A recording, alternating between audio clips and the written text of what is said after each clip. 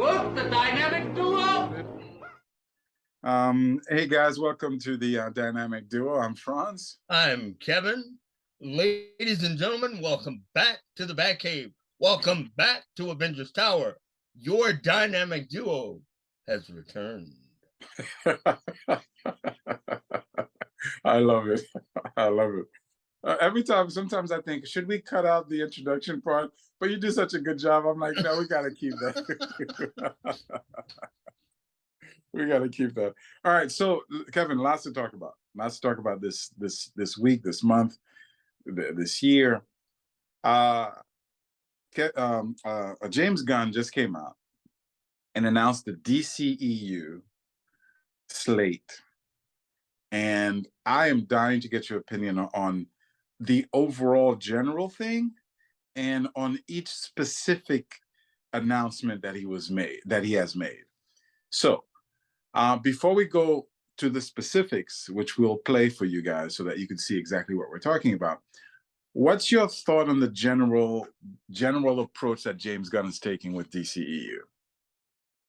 The quick but concise answer that I can give you is I owe James Gunn and Peter Safran a very small, and let me repeat, small apology.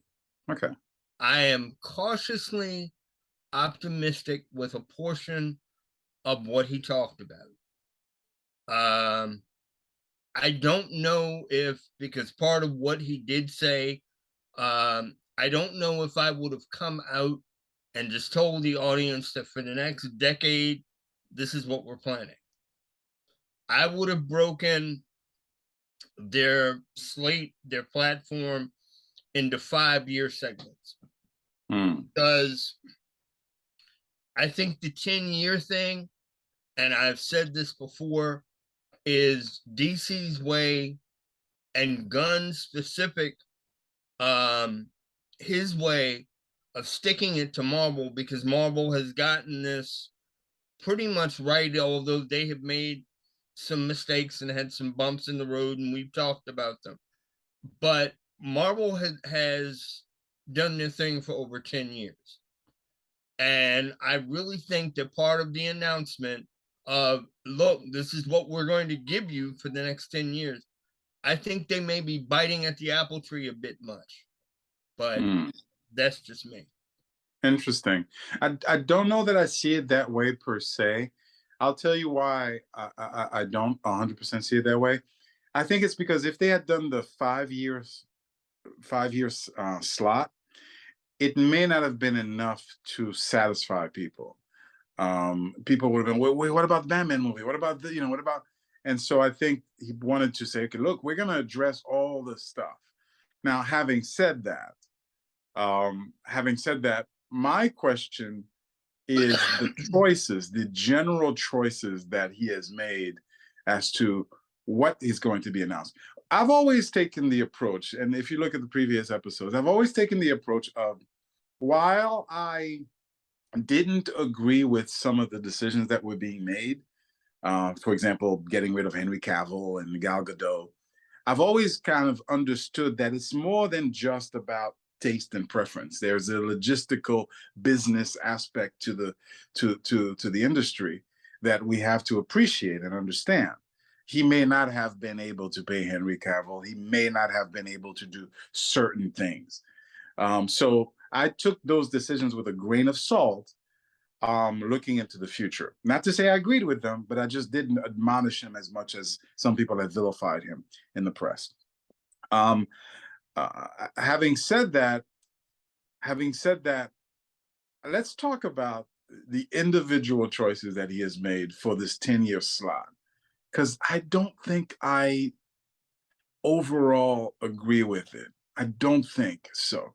And the general feeling of what I mean by I don't think so is that, in my opinion, if I'm put in charge of the DCEU, which apparently has been floundering, I am the relief pitcher or the batter that's coming to bat, or if I'm the coach, basically, I'm gonna put in my best player.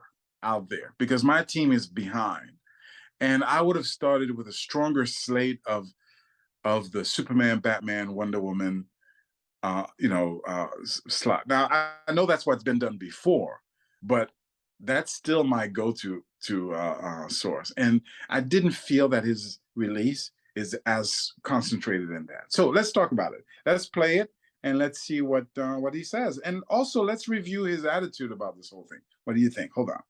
I'm the co-CEO. Hey everybody, I'm James Gunn. I'm the co-CEO of DC Studios. So as many of you know, DC has been disconnected in film and television for a long time. And it's one of, our jobs, mine and Peter's, is to come in and make sure the DCEU is connected in film, television, gaming, and animation. That the characters are consistent, played by the same actors, and it works within one story. And if something is outside of that, like Matt Reeves' Batman or Todd Phillips' Joker or Teen Titans Go, that it is clearly labeled as DC Elseworlds, outside of the mainstream DCU continuity. Now, Peter and I...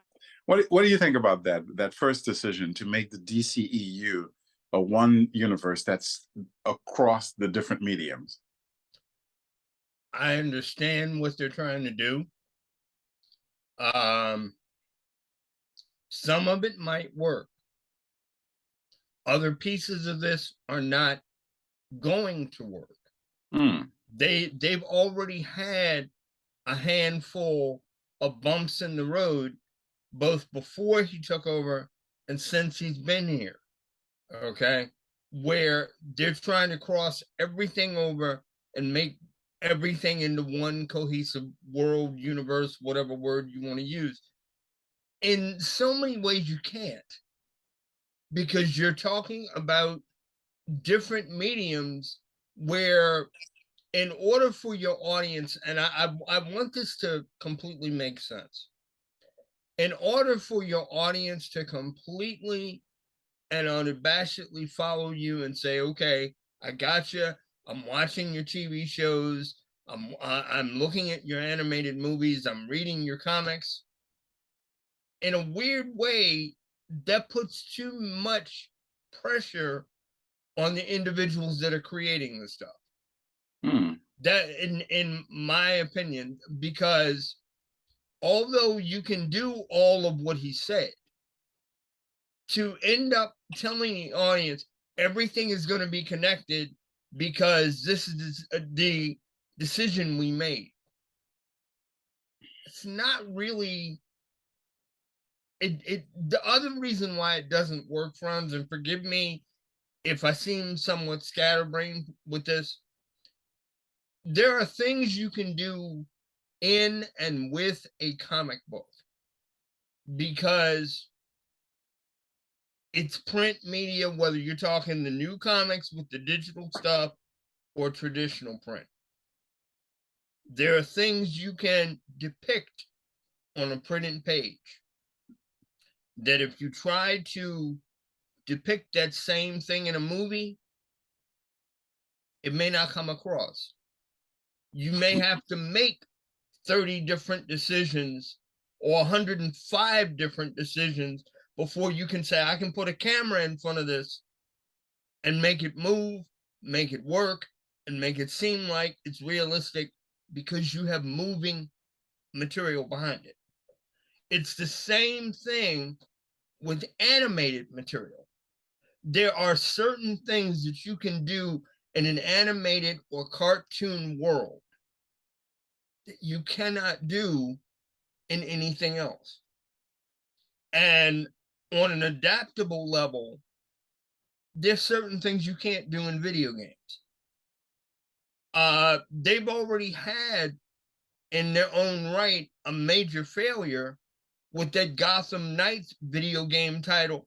It has not worked at all. The audience is basically saying, why do you keep doing these games where Batman, your Caped Crusader, has died or something has happened to him, and Robin and the other members of the Bat family have to take over? This is not the first time they've tried this, and it probably won't be the last. And in most cases, when it comes down to it, the translation of all that stuff just hasn't worked. It doesn't come across. And in so many ways, I think it creates a level of confusion for your audience. Because, for instance, hear me out. Let's say you do something in a video game, and part of your audience doesn't own an Xbox or a PlayStation. So if you take that storyline from a video game and you end up saying, okay, this was in the game and we're going to carry this into the movie, if certain individuals that are into Batman and watch these comic book presentations, live action movie wise, or even animated movie wise, if they don't have access to the Xbox, to the PlayStation, there's a hole in their viewing process. I don't know if what I'm saying makes sense. What you're saying makes sense. The only thing is, I don't know that that's what he's saying. I don't know that that's what he's saying. I don't know that he's saying that the story is going to be multimedia. In other words, what I'm trying to say is that I don't know that he's saying that there's going to be a story in a Superman movie that's going to be continued in the Superman cartoon, that's going to then continue in the Superman video game, and then continue in the sequel of the movie. And we need to have watched all three of those things in order to understand what's happening in the sequel. For me, this decision is not something that I really care much about, worry about, because I think either way could work. I think there are pluses and minuses to both. I think that there are dangers, and you listed real dangers and certain, and each of them, there's plus and minus. The minuses are there. If you do it wrong, you could screw it up. If you make me that I have to rely on a particular thing in order to understand something else, you're making a mistake. But if it's not that, if what you're saying is that we're basically going to be consistent, we're going to be consistent. If Henry Cavill is in the movie, we want him to voice the cartoon. It isn't necessarily that we're going to limit what the cartoon could do, or that, for example, it's going to be limited in the sense that, let's say, for example, in the movie, the next actor, I'm just using Henry Cavill as an example. Let's say Henry Cavill's in a movie and he is fighting a villain on Earth. That shouldn't limit you from coming out with a cartoon that makes Superman, off planet because he's on Earth. Like, we don't need that connection where everything is tied down. He can be off planet and have a completely different story.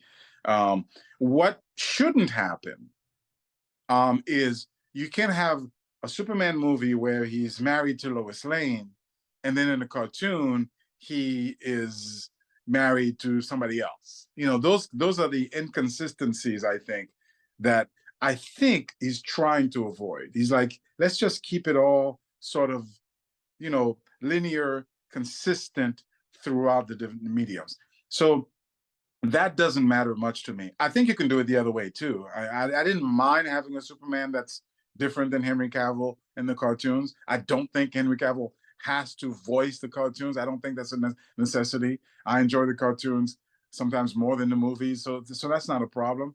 But at the same time, if he does, that's not a problem for me either. So I think, to your point, it depends on how you handle it and what he means. And if for me, he means, no, we just want to be consistent without limitations, but consistent, then that works. The Marvel Universe did that. And they did it both good and bad. One of the things that was fantastic, and we've talked to great people about this. We've talked to Royce Thomas and Marv Wolfman about those kinds of things.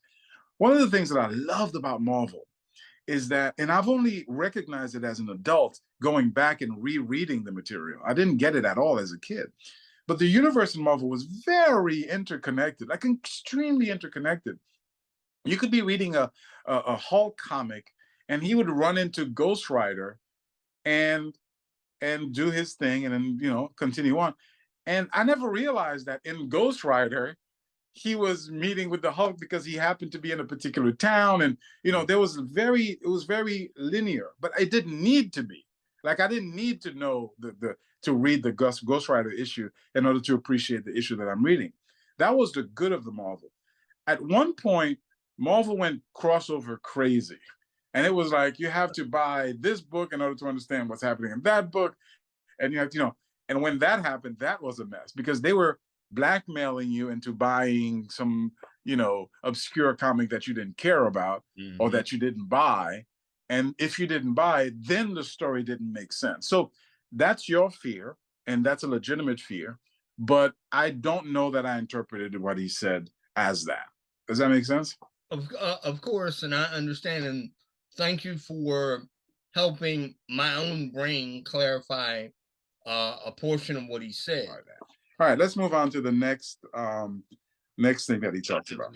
Now, Peter and I have gotten pretty lucky in terms of the 4 projects that are coming out over the next year.